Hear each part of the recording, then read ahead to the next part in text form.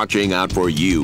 This is Storm Team 8. It is now 5:40 on your Monday morning, and starting out with Storm Track Live Radar, you notice we are dry across the area this morning. Now, we had been tracking that little sprinkle across parts of Oceana County, and much like I anticipated, it is now completely fallen apart. And I think if there's any chance for rain across the state of Michigan today, it is going to come for areas near and east of US 127 on the eastern side of the state, and is not going to be an issue for us. And I say an issue in two ways. First of all, of course, nobody wants to see rain here for the commute on a Monday morning, but we desperately need it. Look at this map. Rainfall the last 30 days compared to normal. Now, set the stage. Here's Lake Michigan. Here's southwest lower Michigan for you. Interstate 96 falls right about through here where the orange and the red lines begin to meet.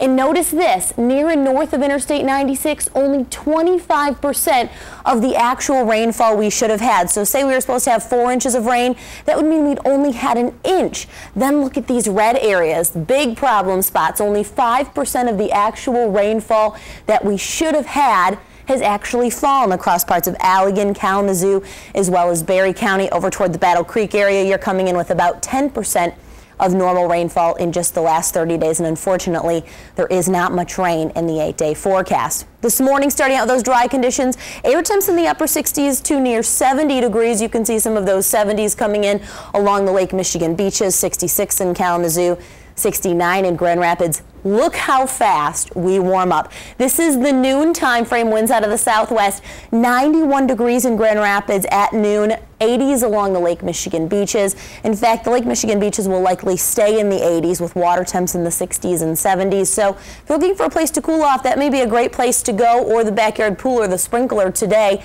6 p.m., 97 degrees in Grand Rapids, upper 90s for Kalamazoo, Battle Creek as well. Even some of those Lakeshore Airport readings coming in near 90 degrees. Generally mostly clear skies, still 84 at midnight, and we're going to have those elevated dew points overnight, which means that it's very hard for the air to cool down.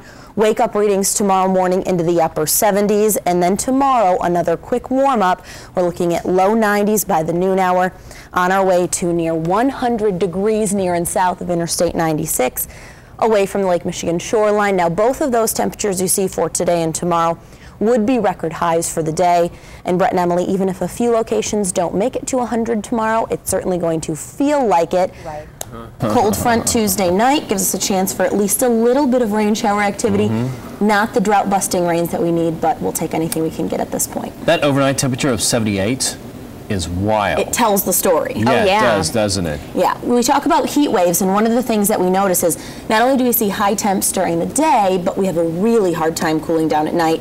Elevated moisture. Dry air masses heat up really fast, but they cool down really quick too. Those more moist air masses don't do quite the same thing. Okay, thank you, Laura.